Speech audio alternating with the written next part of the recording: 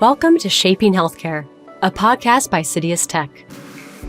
Some of the great minds in the world are constantly striving to solve the healthcare industry's greatest challenges with technology, creativity, and agility.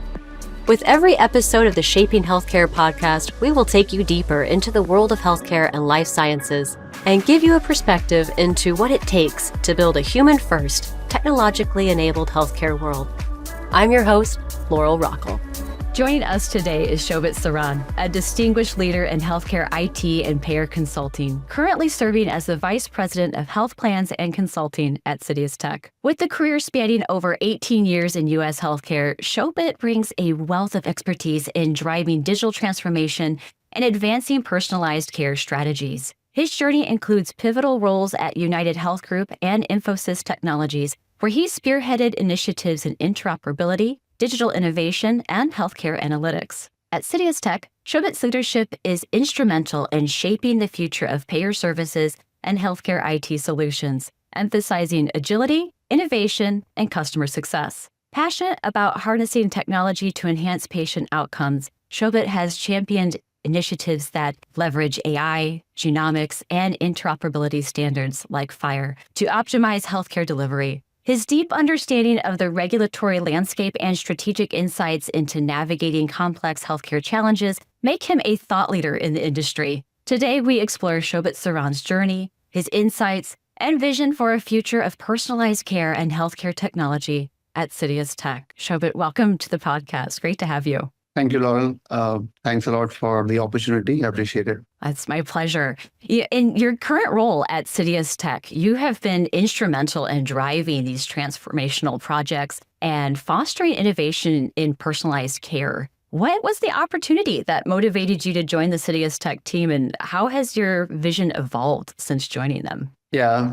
So the first thing that comes to my mind about opportunity is the technology transformation in healthcare. So that's the opportunity that I would think is the first thing I would talk about. And CitiusTech, being an organization which is 100% focused on healthcare only, provides that unique platform for individuals that bring in the technology experience to apply in healthcare value chain, if I may, right? The other important aspect, which I would say, which has been a motivation for me, would be the work that we do in the space of healthcare directly or indirectly touches an individual at the end of the day, for whom the care is being rendered by a provider or a care planner. And we, as part of CitiusTech, are in a way part of that journey to help make the healthcare or the care for that member or patient being better.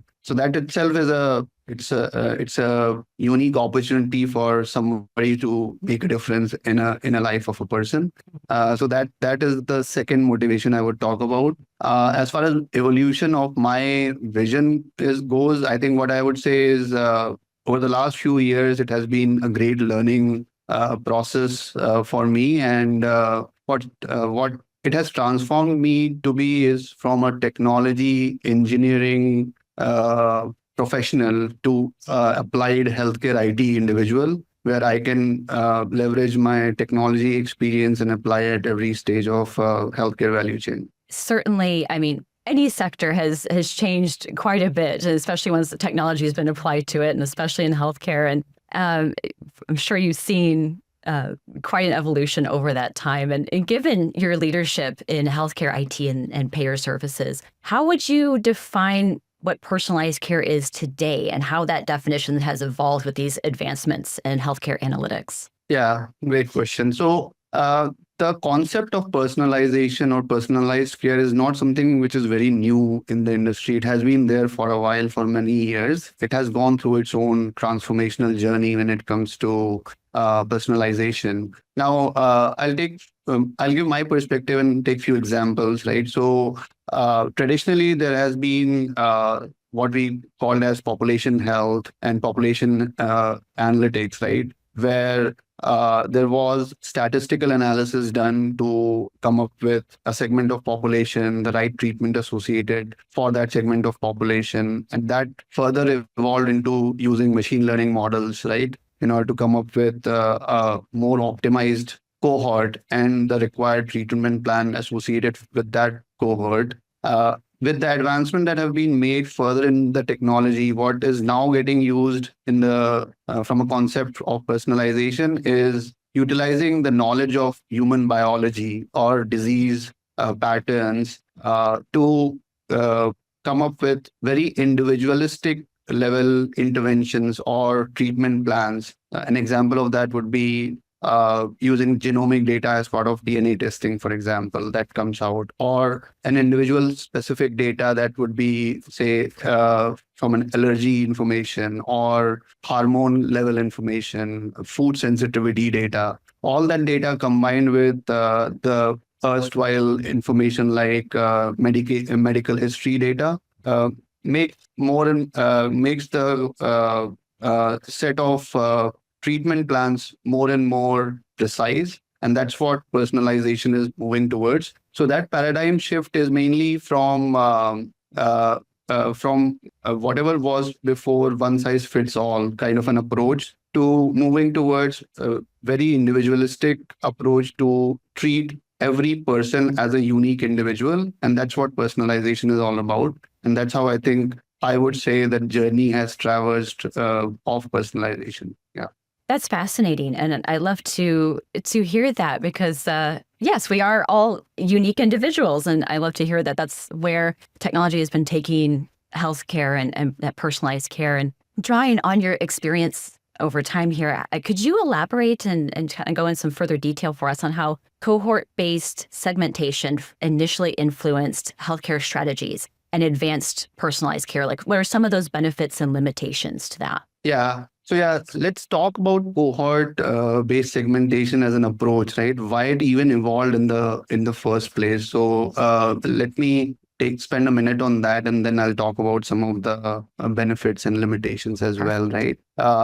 So as we all know, right, in US healthcare, there has been aging population that has been increasing. And we look at last decade's data, there has been an increase of more than 30 to 35% in the aging population. That is one of the factors. The second factor I would say is chronic conditions of the population is something which is higher in the US. The third would be the cost of care itself is quite high. So all these factors combined, there has been a stemming need for managing the care so that the cost can be kept down and there can be a preventive approach towards healthcare as well. And that's where these cohort of population needs to be is something which is required in order to build that segment of population, which is, say, as per the medical condition. It can be based on demographic, it can be based on age, based on social factors, a combination of all of these or multiple other factors, right?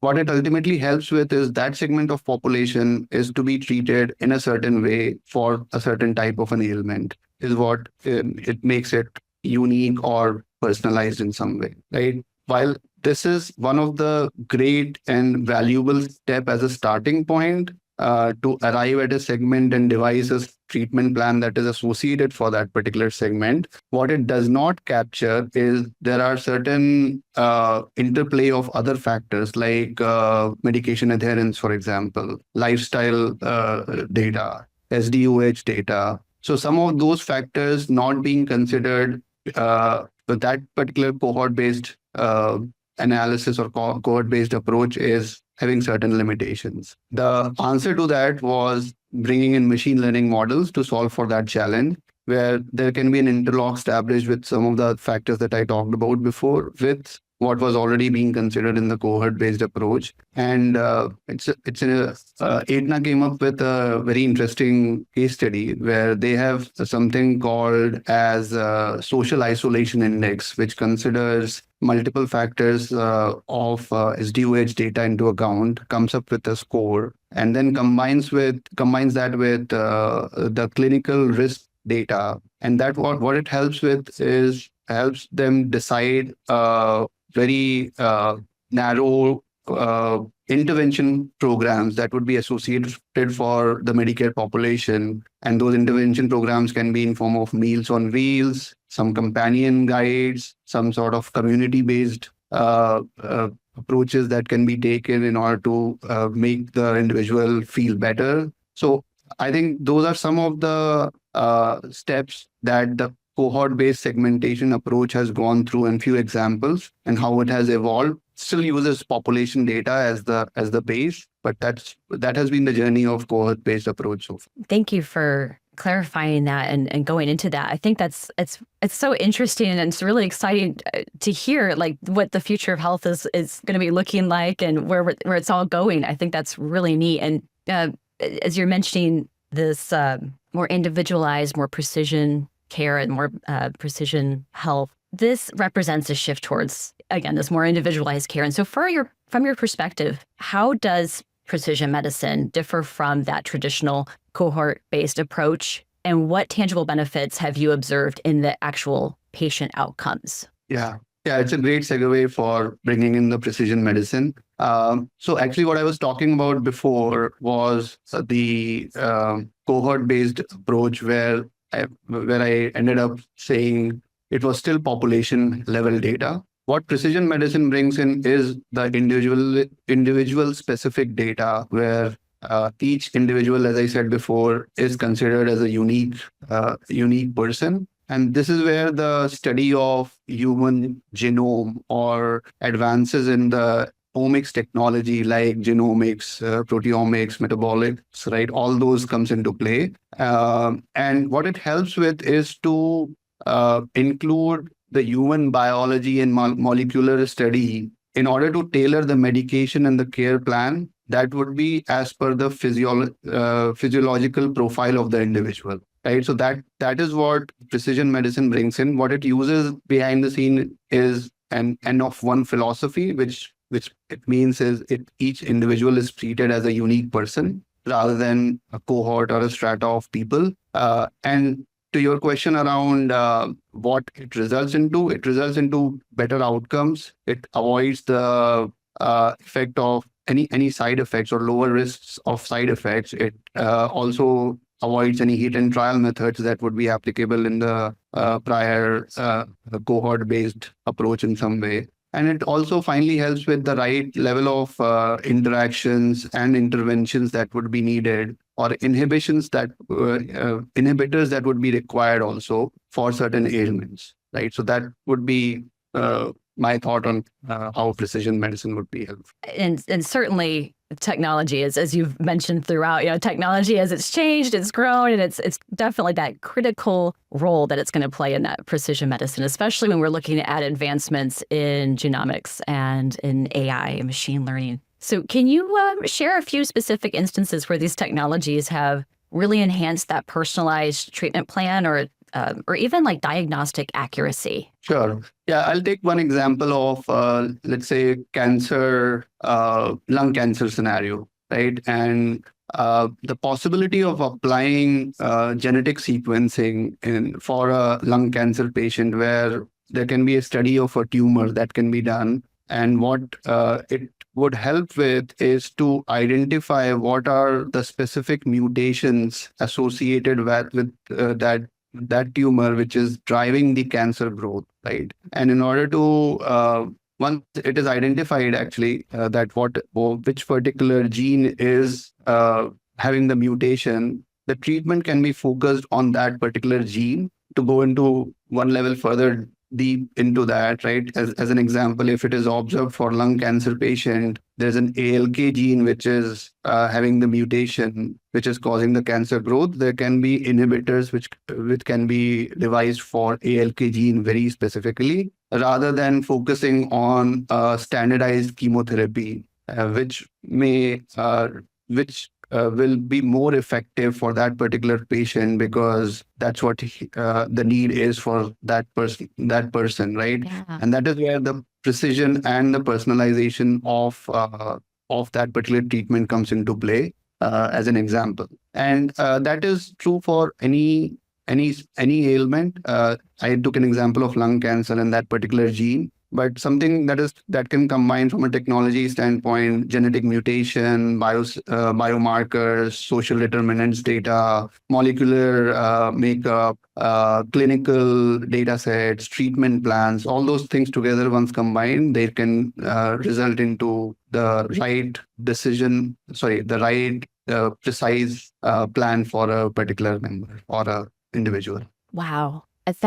That's really amazing. And I think like anyone listening to this knows somebody who's, whether it be cancer or any sort of other chronic disease, as some sort of diagnosis or a family member, loved one, and to know that that is the potential for healthcare with that precision medicine and better care for the people that we care about. I think that's amazing. Thank you so much for those examples. When we're looking ahead, since we're on that train of thought, looking ahead, what emerging trends of technology are you foreseeing that are going to shape the future of this personalized care? And also, how is CitiusTech positioned to leverage these innovations for optimal patient outcomes? Yeah, sure. So let me go back to the example that I took in terms of coming up with the precision medicine or a precision care plan that I talked about before. So the example that I took was the outcome was a precision care plan, but what went behind the scene was there is a deep-rooted data and analytics piece that is associated in order to come up with that treatment plan, right, for that particular individual. So that itself, the two words, data and analytics, are the key drivers and the main technology trends that I would say when it comes to precision medicine.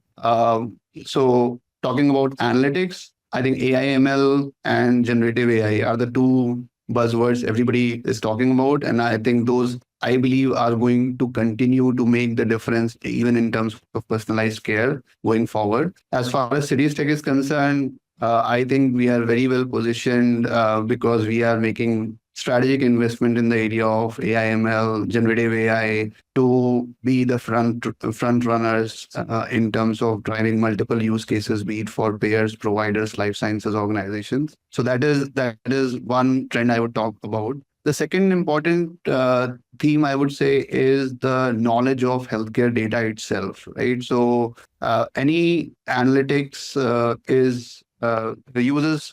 uses data as the foundation layer, and to have that data strategy, a robust data strategy, is something which is very, very important for any analytics or AI ML related organization. I think what CitiusTech brings in is again a unique value proposition because of the virtue of we working on healthcare data across different clientele of ours, be it for payers, providers, or life sciences. So we know clinical claims, genomics, social determinants, all that sort of data. And it helps to bring in that healthcare nuance that is required for the precision care part of the healthcare value chain, right? The third thing I'll talk about is the advancement in AI itself, which is happening in terms of something which is called knowledge graph. What it helps is brings in the additional integrated knowledge base, which helps in consolidating the multi-dimensional data sets, be it for behavioral data, social data, genomic data, clinical data, claims data, and create that precise and hyper-personalized, if I may, prevention and treatment plans, right, and treatment strategies, which are more, again, individual-focused, person-focused than population-focused. So these are some of the trends and for that I think are going to be important for precision care as it evolves further and further. CitiusTech is acutely focused in terms of driving and strategizing and innovating in healthcare. And behind the scene, all these trends that I talked about are some of the driving factors, if not all, to lay out that strategy of innovation. It's an exciting future in healthcare technology. I thank you so much for bringing your expertise and your wealth of knowledge to our conversation today, Shobhit. It's been such a pleasure talking with you and learning from you. Thank you so much for coming on the show today. Thank you. It was a pleasure for me too. Thank you. The Shaping Healthcare podcast is brought to you by CitiusTech, a leader in healthcare consulting and IT services. To find out more about CitiusTech, visit citiustech.com. To listen to more interesting insights on healthcare technology and innovations, search and subscribe to the Shaping Healthcare podcast. Thank you for listening.